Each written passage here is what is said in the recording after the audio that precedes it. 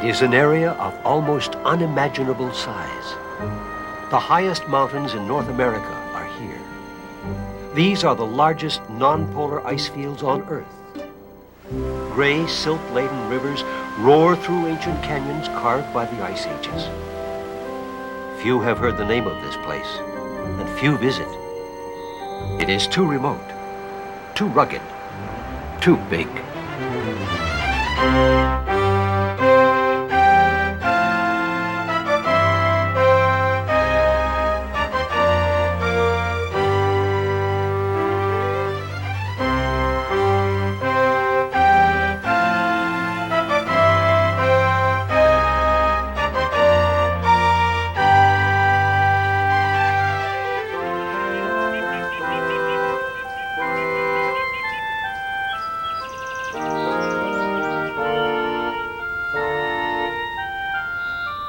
In the far northwest corner of British Columbia, Tatshenshini Wilderness Provincial Park has joined Yukon's Kluane and Alaska's Glacier Bay and Wrangell St. Elias National Parks to form the largest international protected area in the world.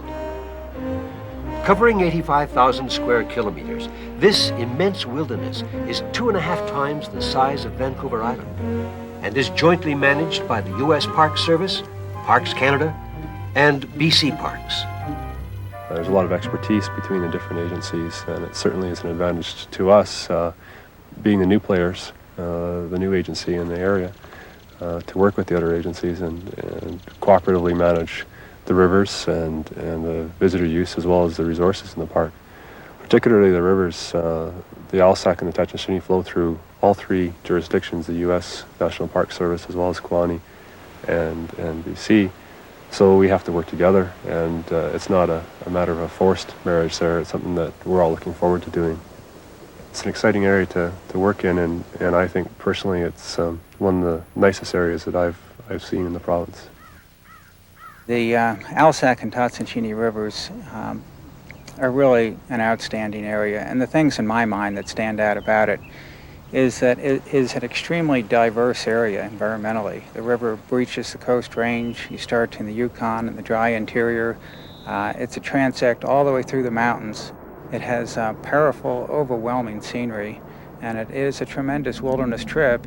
You can travel for 150 river miles on the Alsac and the Tatshenshini rivers and see very little evidence of man.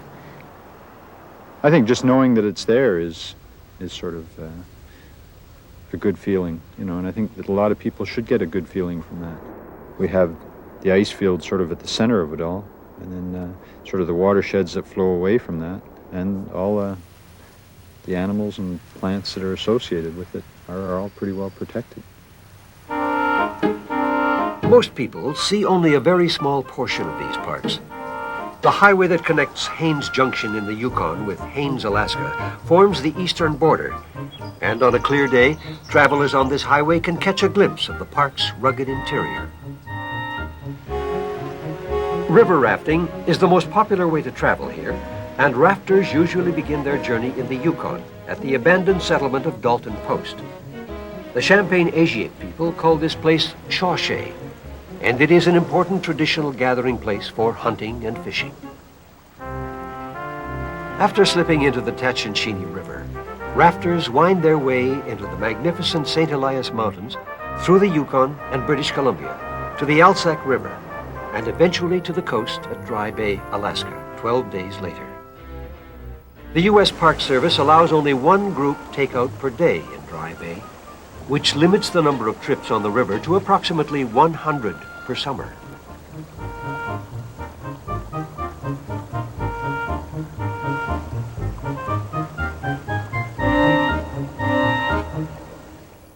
Old exploration roads off the Haines Highway offer hiking access, but visitors planning a trip into the backcountry must be prepared. You need to be in good shape. You need to have a good understanding of how to read maps and how to look after yourself, because we're talking about wilderness here with the associated wildlife and potential hazards there with walking on glaciers and on ridge tops and the changing weather where it could snow on you any time of the year when you're up in the higher elevations. And you need to be prepared for that.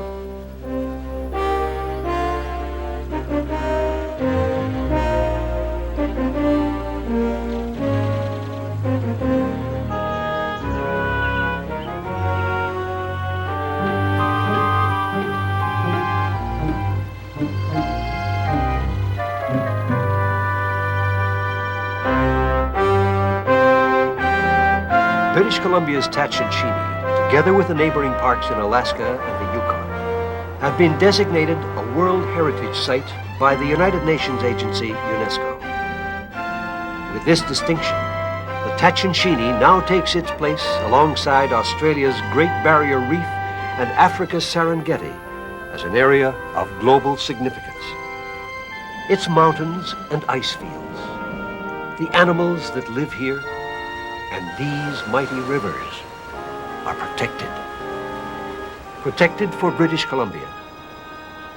Protected for the world.